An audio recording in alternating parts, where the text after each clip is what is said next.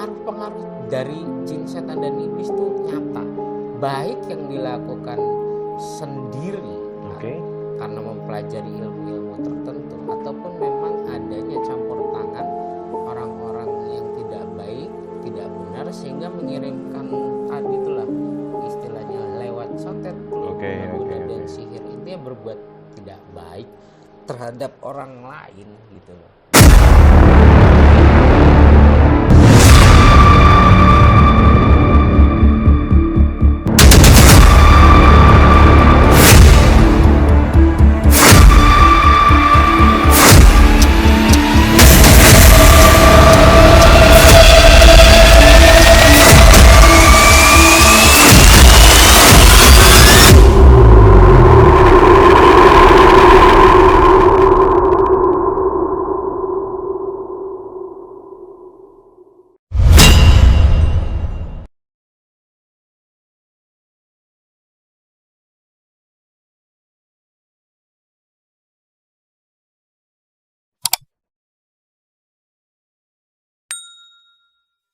Assalamualaikum warahmatullahi wabarakatuh.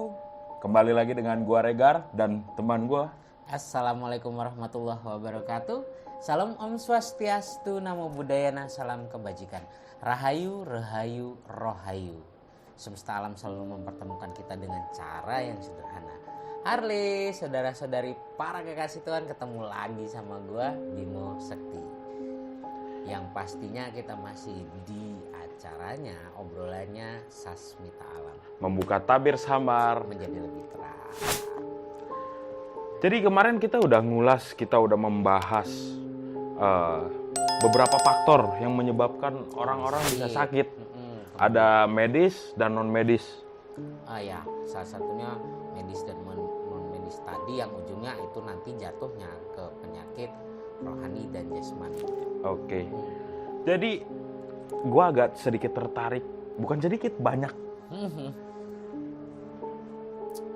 penyakit-penyakit non medis yang memang efeknya dirasakan bisa mempengaruhi kehidupan. Ya, karena jatuhnya tadi karena pengaruh dari jin, setan dan iblis tadi, sehingga merubah kehidupan manusia, seseorang ataupun tempat kerja, tempat usaha itu memiliki perubahan secara tak kasat mata, nggak kepikir logika. Ya, nggak kepikir logika, nggak seperti biasanya, seperti karena ya tadi itu pengaruh-pengaruh akibat dari perbuatan orang-orang yang memiliki penyakit iri hati, dengki, syirik, sehingga melakukan perbuatan-perbuatan yang di luar nalar, menyakiti orang lain, menyakiti usaha lain, menyakiti banyak lah, intinya melakukan suatu tindakan yang tidak baik, mengirimkan tadilah pengaruh-pengaruh yang negatif dari jin, setan dan iblis tadi, yang runtutannya akan semakin panjang gitu loh, seperti santet fluh, guna-guna dan sihir dan banyak lagi. Pelet untuk menarik. Nanti lebih khususnya juga bisa dikatakan seperti itu, menyakiti orang lain tapi berdasarkan dengan atas nama dasar cinta, cerita indah namun tak pernah abadi. Iya betul, kayak gitulah permasalahannya, nanti banyak sekali lah kan, panjang banget ya. Kita bakalan bongkar itu. Ya, kita akan bongkar itu, membuka tabir samar tadi menjadi lebih terang tadi, sehingga kita juga bisa berpikir kalau bahasanya memang betul dunia mistis itu ada, tapi tidak semua itu selalu harus dihubungkan dengan mistis tadi. Kita bisa menilai itu bagaimana nanti itu ada orang-orang yang ahli dalam menilai apakah betul ataupun tidak. Biasanya masyarakat kita itu lebih cenderung bilangnya orang pintar. Ya, bisa dikatakan orang pintar berarti yang datang ke sana orang bodoh. Nggak juga gitu juga sih, artinya tergantung sudut pandang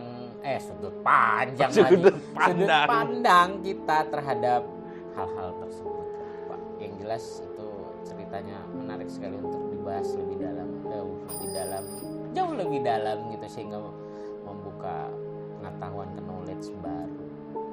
Dan sekali lagi ya, artinya kita berbicara di sini berdasarkan keilmuan dan pengetahuan yang kita ketahui.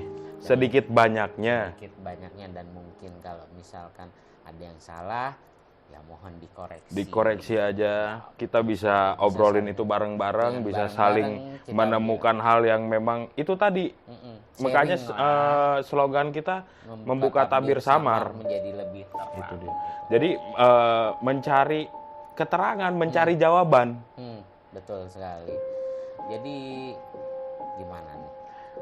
Jadi dengan adanya pengaruh jin, setan, iblis terhadap kehidupan manusia sendiri, cara masuknya itu bagaimana? Kenapa kan? Karena begini ya, ada yang orang yang rajin beribadah atau orang yang memang benar-benar baik tapi kok masih bisa kena santet, masih bisa kena teluh, kena guna-guna, terpengaruh. Jin setan. Jadi gini, sebenarnya itu runtutan dan pembahasannya itu kayaknya kalau dalam satu frame ini, dalam satu pembahasan ini kayaknya tidak akan cukup ya.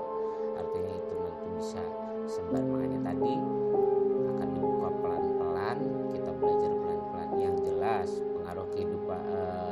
pengaruh jin, setan dan iblis terhadap kehidupan manusia itu nyata.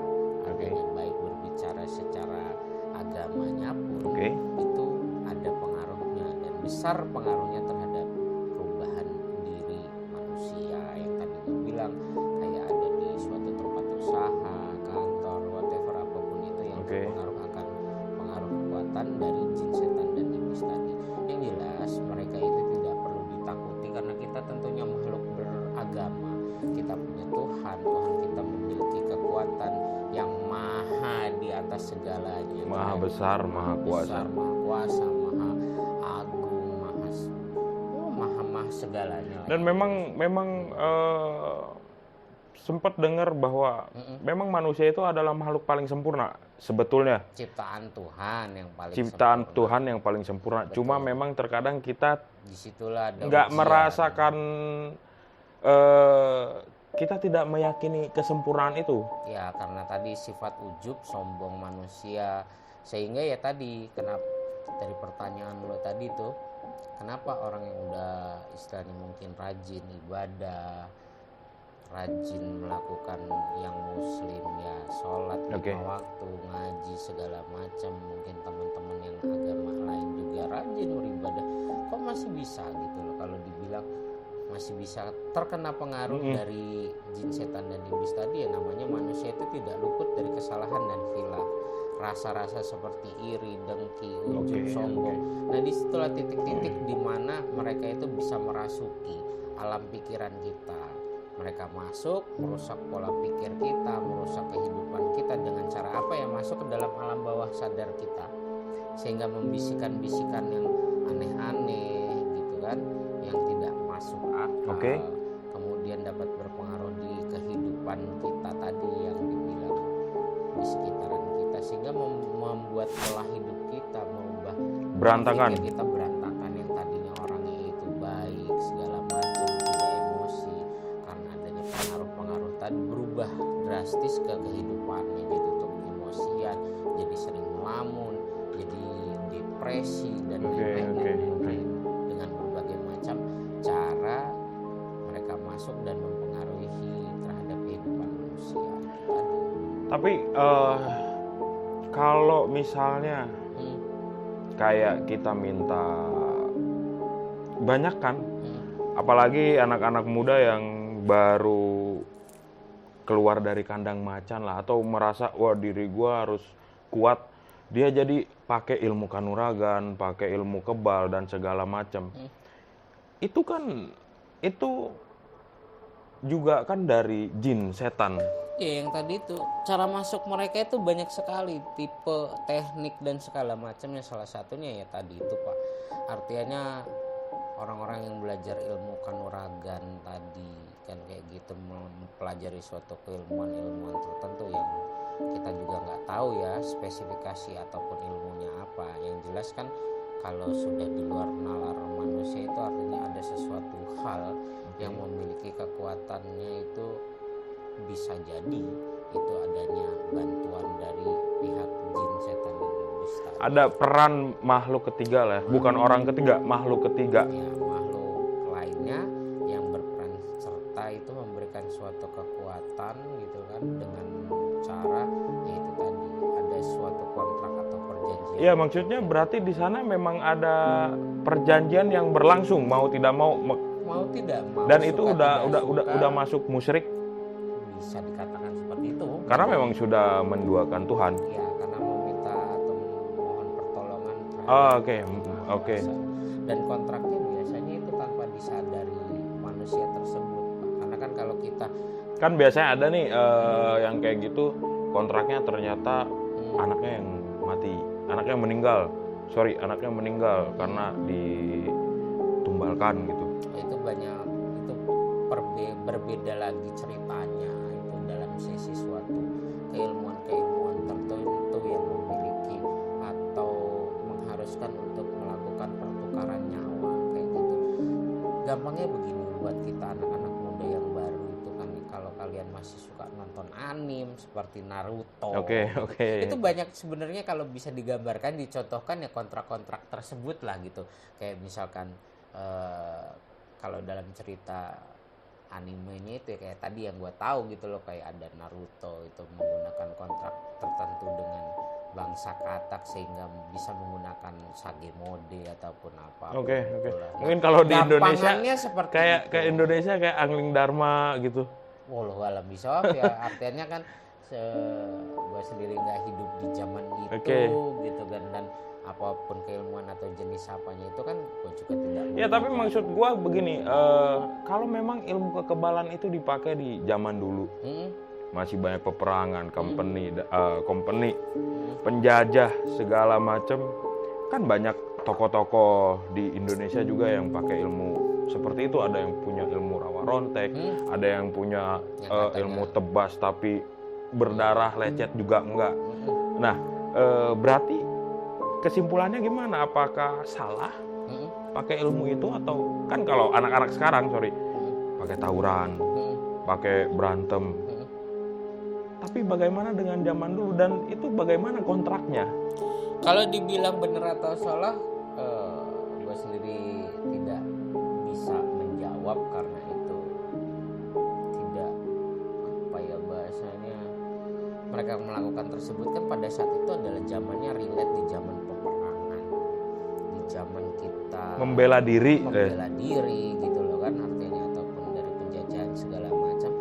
Benar atau salahnya bukan ranah gue untuk mengatakan benar ataupun salah, karena itu semua kembali lagi kepada penilaian dari Yang Maha Kuasa. Tapi yang jelas satu sudah tidak relate. Kemudian zaman sekarang juga kalau gue pikir lagi dengan akal sehat gue, daripada orang ingin membacok kita, membunuh kita di mana-mana gitu loh ya. Lebih baik kan orang itu dalam keadaan yang bebas, yang selalu dikasihanin orang itu kasih sayang, orang ingin berbuat jahat sama kita nggak mau, tidak ada pun bahkan kepikiran manusia lain untuk mau berbuat buat buruk jahat, lah, buat jahat, buat buruk kepada kita. Kan kembali lagi kepada pembawaan kita ya gitu. Artinya daripada punya ilmu kebal buat apa, zaman sekali tuh udah nggak relate gitu, buat apa, malah akan menimbulkan permasalahan-permasalahan baru yang menurut gua kayak ya tadi ujub, sombong, adigang, merasa hebat gitu kan, semua orang ditantangin, semua orang benar. Jadi memang orang yang ada beberapa kenalan, kerabat, teman-teman dekat bahkan, jadi kalau waktunya marah, padahal marahnya biasa aja, tapi kayak dia langsung gini, kayak macan itu, katanya sih pamacan atau apalah ya, cuma langsung dia begini gitu. Ya aing mau apapun aing itu mau dan segala, tapi itu memang emosinya tinggi. Emosi tinggi, kemudian kan kalau kita pikir-pikir juga udah nggak nalar gitu loh, nggak di luar nalar.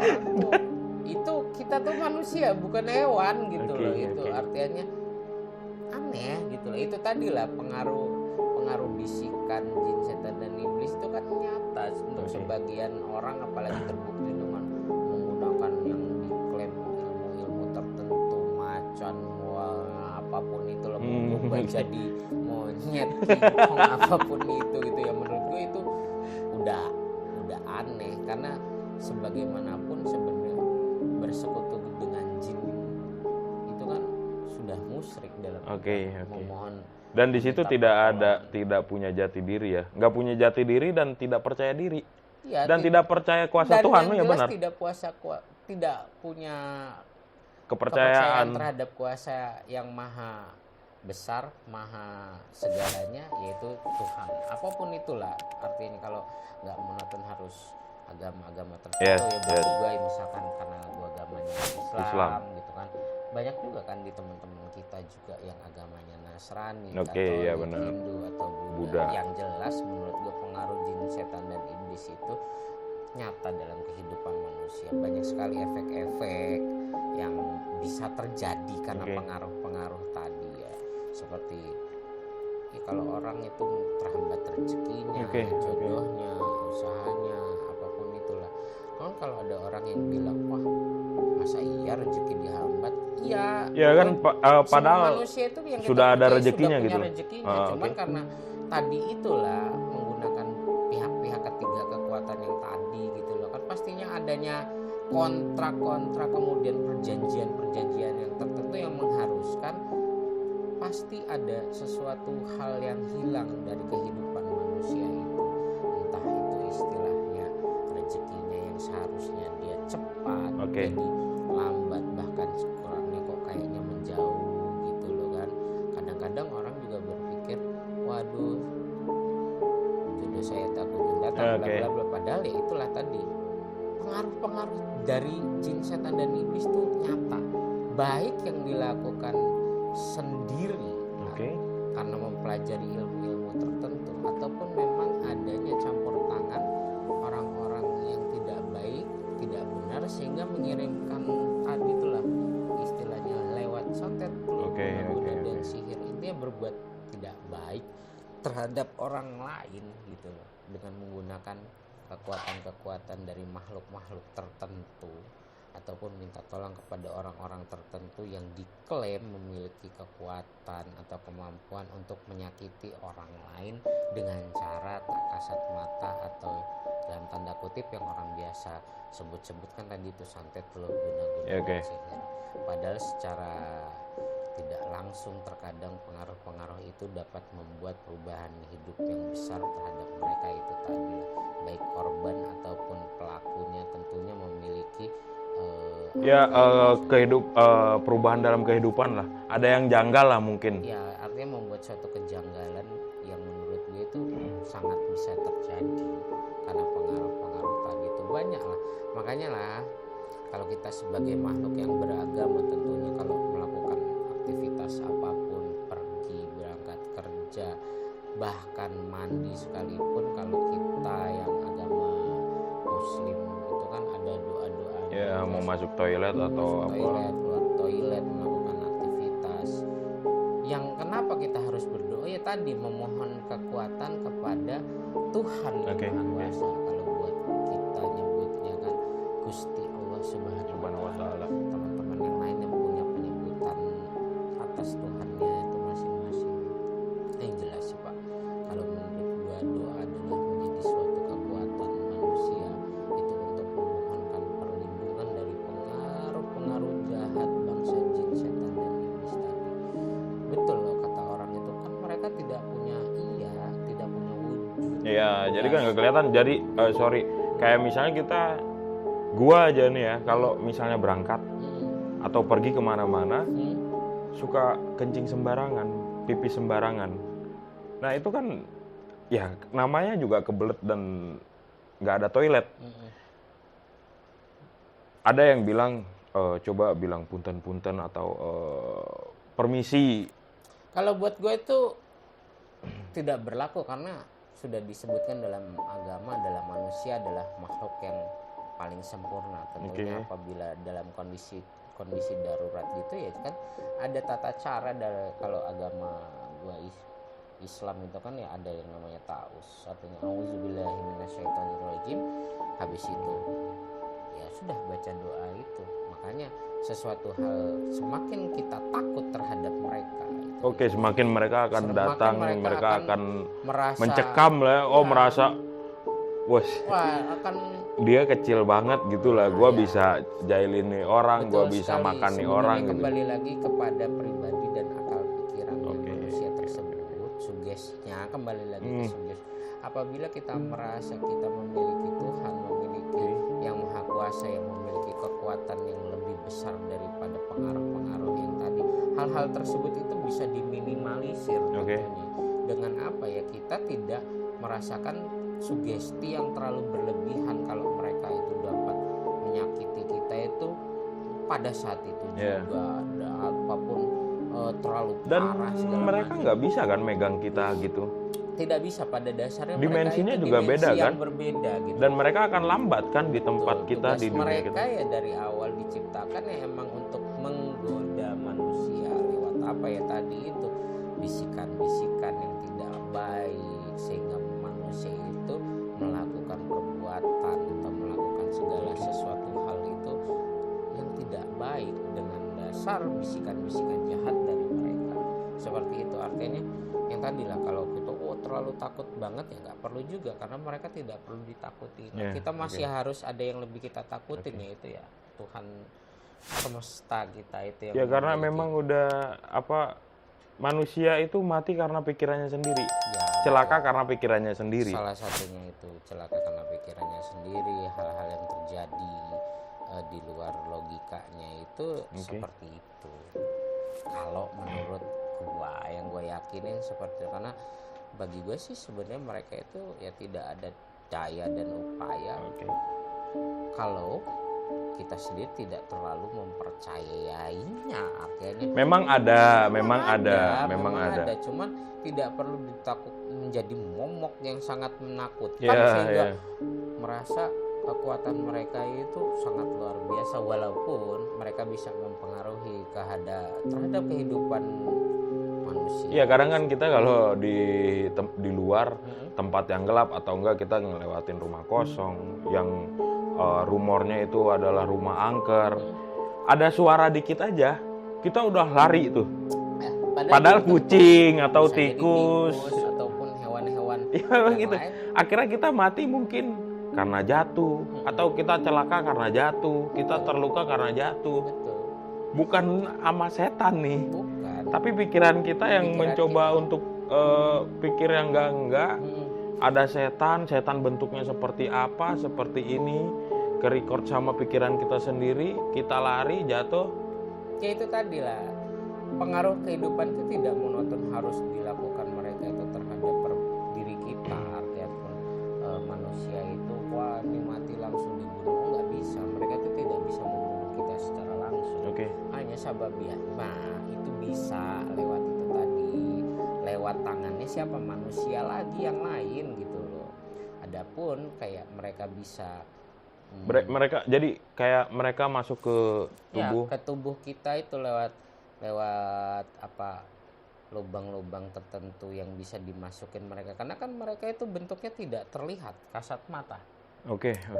Mereka bisa melihat kita, tetapi kita tidak bisa melihat mereka, dan itu memang sudah sunatullah, sudah takdir kita yang ada. Kalau kita bisa melihat bangsa mereka stres, dan menurut gue itu bentuknya juga udah aneh-aneh. Abstrak ya. Abstrak, karena kalaupun yang dibicarakan sama mitos-mitos yang berkembang bentuknya seperti ini. Bentuknya kayak gini, pakai ini, pakai itu. Ya, karena itu kan suges kita sedari kecil, sedari dini sudah disuguhi oleh cerita-cerita yang kayak gitu. Kalau kuntilanak bentuknya tuh kayak gini, pocong tuh seperti ini, genderuwo ya seperti ini. Padahal belum tentu. Kenyataannya belum tentu. Dan dia sebetulnya bisa berubah jadi lebih bagus, sangat buruk. Betul sekali, artinya ya mungkin di Indonesia bentukannya seperti itu, tapi kan relate banget kalau pakai kain kapan. Di luar negeri sana ada pocong. Ya, kalau luar negeri pakai jas. Iya, karena kan orang sana ya mungkin agamanya ada yang sama dengan kita gitu, tapi sebagian besar ya juga menjadi mayoritas di sana ya enggak kayak gitu loh. Emang ada pocongan di Amerika sana. Itu kembali lagi ke sugesti. Berarti memang pikiran.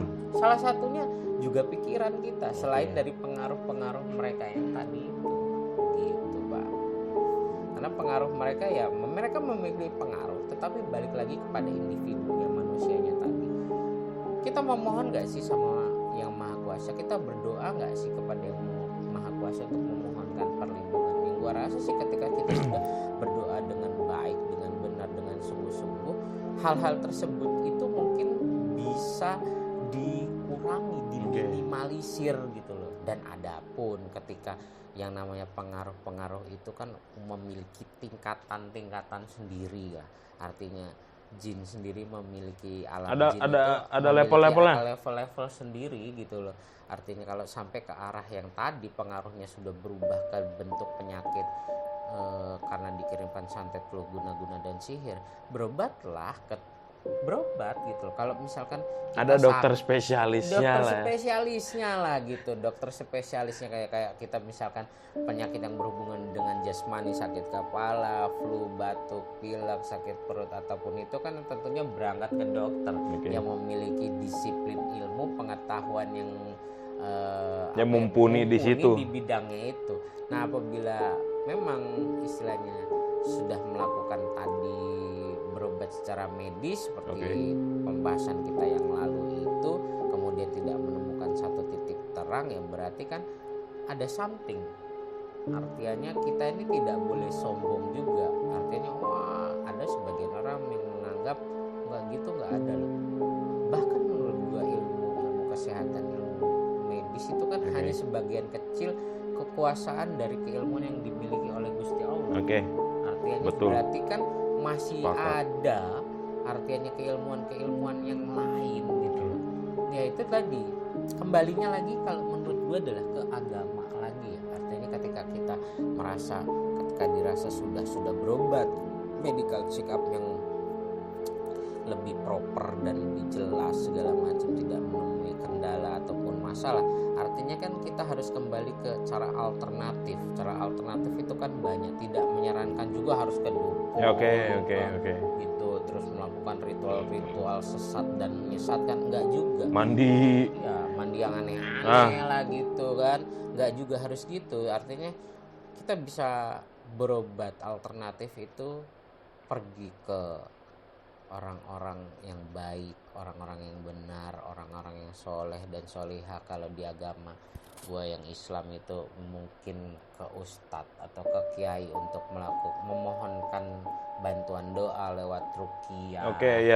Ruqyah. Didoakan dengan cara dibacakan ayat-ayat suci gitu kan. Bagi mungkin teman-teman agama yang lain yang agamanya Nasrani atau Katolik, pergi ke romo atau ke pendetanya untuk dilakukan doa pemberkatan gitu kan. Yang gue tahu sih ada teman, karena banyak juga teman-teman gue yang pergi ke pendeta, pergi ke romonya untuk memohonkan doa. Seperti yang gue pernah dengar dari teman gue tuh ada seperti exorcism gitu kan, artinya pembersihan lah. Kalau kita yang muslim kan di ruqyah nih dibacakan ada yang sembelih jin, aneh kalau itu Pak, nggak ada cerita Pak ruqyah ya dibacakan doa-doa tertentu. Ada yang sembelih jin. Ya sembelih jin gimana? Sembelih jin tuh maksudnya jinnya dimatiin. Sedangkan jin aja kan tidak terlihat, gimana mau sembelih gitu loh. Makanya aneh, itu kan udah ya itu tadi udah ngadi-ngadi, udah di luar nalar ya. Menurut gue itu adalah sesuatu yang tadi tidak lepas, adalah bisikan tadi. Mungkin kalau dilepasin bisa. Bukan. Maksudnya di ruqyah itu untuk melepaskan hal-hal negatif dan juga jin setan iblis itu tuh. Tadi yang doa yang di doa-doa tertentu memiliki kekuatan yang datangnya dari Yang Maha Kuasa nih, dari Tuhan, akan bisa mengeluarkan tadi pengaruh-pengaruh tadi gitu. Tapi tidak dengan sembelih jin. Wah, aneh itu. Itu sudah melenceng dari syariatnya lah kan kayak gitu.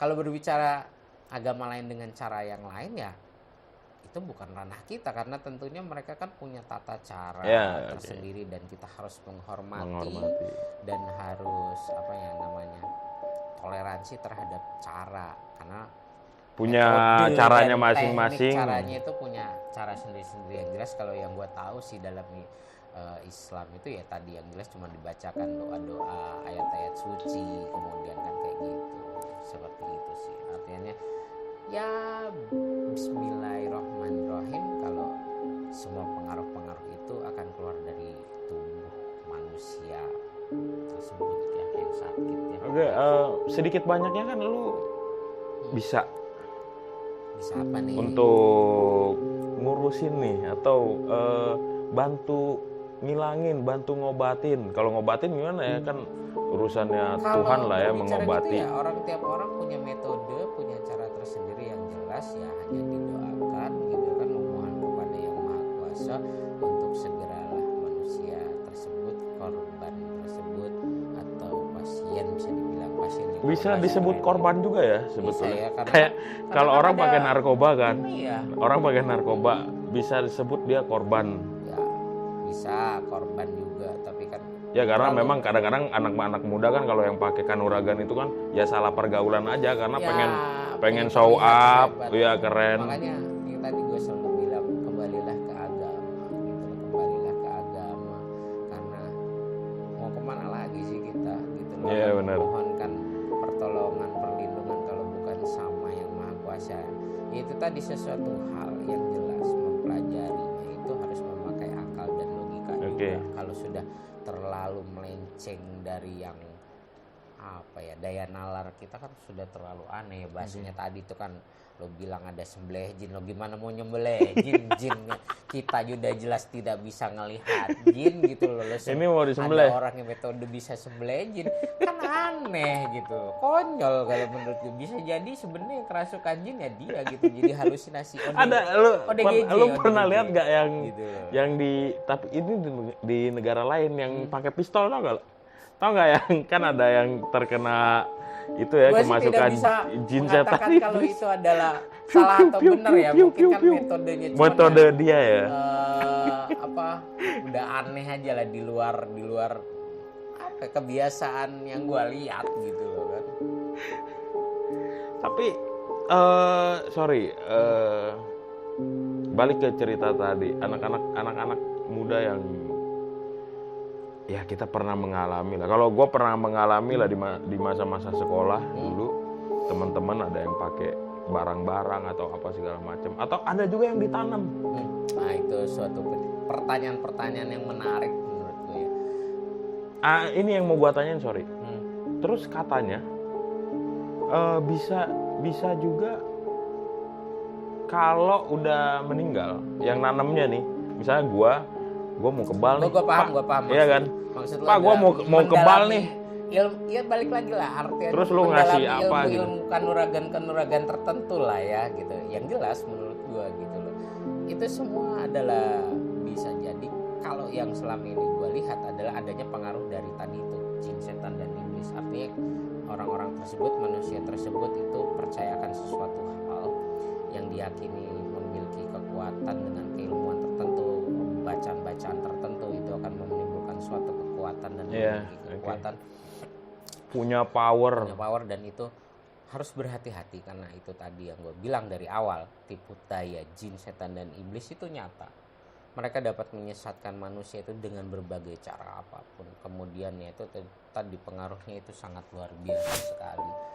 Dan jangan sampai menurut gue ya mempelajari hal-hal tersebut yang aneh-aneh tanpa adanya guru dan pembimbing tentunya, apalagi itu gitu loh, karena dapat merusak akal pikiran, menjadikan orang itu memiliki gangguan mental, depresi dan macam-macam, karena orang ilmu itu berbahaya.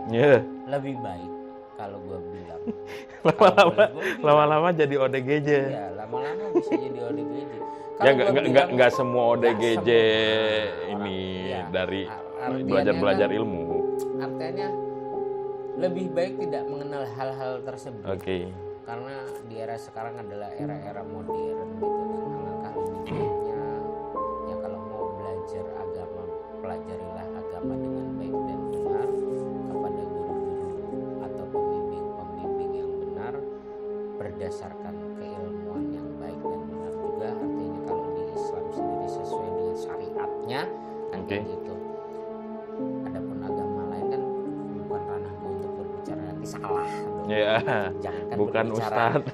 berbicara kamar orang lain, kamar sendiri aja kan Iya, masih salah iya. kan gitu. Yang jelas belajarlah kepada guru-guru, kepada pembimbing-pembimbing itu yang benar dan sesuai syariat. Kalau yang sudah melenceng ya tidak usah diikutin. Dan adapun pertanyaan lo tadi kayak bisa memakai sesuatu hal atau ada barang. Iya, barang biasanya yang pakai ini. Terus ada juga untuk kebal, terus ada juga cewek biar tertarik tuh. Macam-macam. Apa Dan namanya apa? susuk. Susuk. Nah, Ya kan biasanya itu cewek pakai macam-macam emas, dan pakai berlian atau apa. Nextnya itu akan kita bahas di Biar pembahasan biar lebih selanjutnya. menggoda. Kita akan bahas di Oke. pembahasan selanjutnya. Gua mau karena- banget itu karena pernah ada yang sampai Mm-mm. orang punya ilmu seperti itu karena pemberian atau dia minta lalu diberi, terus yang ngasihnya itu meninggal. Akhirnya yang ada barang yang ada di dalam tubuhnya ketika dia mau meninggal, dia nggak bisa. Nah, itu tadi yang jelas balik ke tema kita tadi adalah pengaruh jin, setan dan iblis tadi terhadap kehidupan kita. Salah satunya cara masuknya itu banyak sekali, bahkan ngelewatin tadi belajar ilmu kanuragan, barang-barang tertentu atau apapun itu yang diklaim memiliki kekuatan-kekuatan tertentu yang ditanamkan di dalam tubuh manusia tersebut, sehingga membuat itu tadi perubahan tadi yang gue maksud tuh. Kita ini belajar berpikir. Perubahan yang gue maksud itu bukan berarti hidupnya susah bla bla bla, tapi banyak sekali. Namun sebabnya penyebabnya itulah tadi pengaruh kekuatan jin, setan dan iblis tadi. Yang jelas adanya seperti itu tentunya ada kontrak-kontrak, ada suatu perjanjian-perjanjian yang dilakukan yang akan merugikan manusia tersebut. Alangkah lebih baiknya juga itu tadi tidak melakukan hal-hal tersebut, karena tidak melakukan hal-hal tersebut maka tidak akan adanya kontrak. Jangankan yang kontrak, yang tidak memiliki kontrak perjanjian tertentu aja kadang-kadang hidupnya itu masih dipengaruhi oleh kejahatan tadi. Ya dari santet itu, atau enggak memang ketika dia rasa sedang berantakan, orang yang berantakan biasanya dekat sama jin, setan, iblis itu bisa masuk. Makanya itu tadi gunanya kita mendekatkan diri terhadap agama dan mempunyai nilai-nilai spiritual terhadap agama ya untuk menguatkan kita. Kalau masih ada yang maha kuasa, disitulah artiannya supaya manusia itu tidak tersesat gitu. Di next mungkin akan kita bahas tentang pembahasan yang lain. Enggak, satu lagi. Ini cuma gue mau tanya bisa atau enggak. Boleh. Maksudnya ini bisa atau enggak dari pertanyaan ini. Ketika kena santet, teluh, guna-guna, kita bisa langsung mati gak sih? Kan kematian itu kan selama ini urusan Tuhan. Betul, makanya gue bilang selama ini dari banyak kasus-kasus yang pernah gue temuin, kemudian dari cerita-cerita orang terdekat gue, siapapun itu yang dekat dengan gue dan memiliki pengalaman buruk di tadi ya kejadian karena pengaruh jin, setan dan iblis tadi, tidak ada satu kejadian yang bisa membuat manusia tertentu atau sosok seorang itu langsung mati. Bisa meninggal tapi sababiah hanya tersiksa dulu gitu ya, berhari-hari, bertahun-tahun, berbulan-bulan, bertahun-tahun. Menurut gue tetap yang berhak untuk mencabut nyawa kita, roh kita adalah yang maha kuasa, Allah Subhanahu wa Ta'ala. Tidak ada satupun manusia, bahkan jin, setan dan iblis juga yang bisa mencabut nyawa kita dalam raga itu, nggak ada.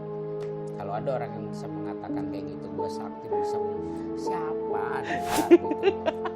Udah ada tugasnya malaikat buat nyabut, melewatin tugasnya malaikat gitu loh, Bang.